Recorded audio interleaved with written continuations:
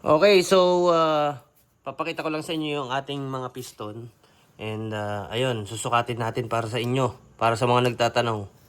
Ito yung gamit natin kay Stoker na piston. Yan, sukatin natin. 89 mm yan. Ayan, kung nakikita nyo 88.5. Pero 89 mm yan. Tapos profile niya, yung taas niya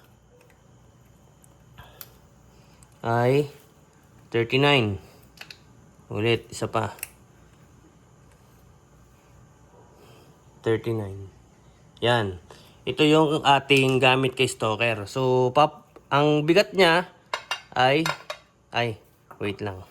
Buhayin natin. Wala tayong timbangan kaya weighing scale yung ating gagamitin. Yan. Ang timbang nitong piston na ito ay 0.30, isa pa. Sa gitna natin ilagay.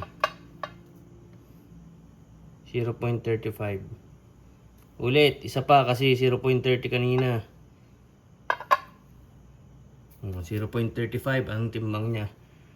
Sunod, ang dapat gagamitin natin ay ito. Ito ay 100 mm. So, sukatin natin.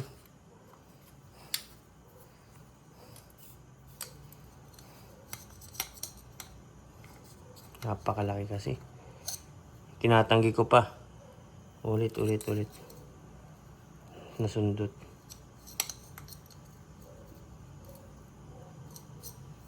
Ayan, sakto.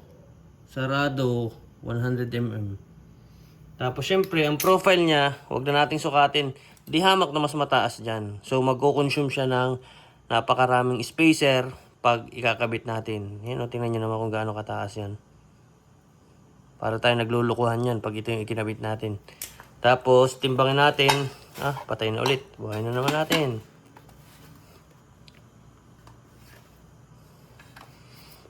So, timbangin natin siya. Lagay natin sa gitna. 0. Ulit. Isa pa. 0.60. Isa pa. 0.60. Isa pa ulit. 0.60. So, lampas ng kalahating kilo ang bigat nitong piston na ito. Ngayon, ito sana yung gagamitin natin. Kaso, parang hindi maganda. Kasi, hindi to forged piston. Cast piston lang ito, itong tabi. Ito lang yung kanyang parang semi-forged. Itong taas na ito. So, nagpalit tayo nito. Na piston na to. So, sukatin natin.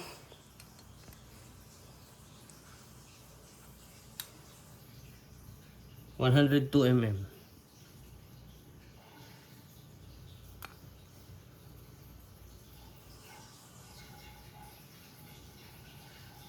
Basta 100 to yan. Tapos, timbangin natin.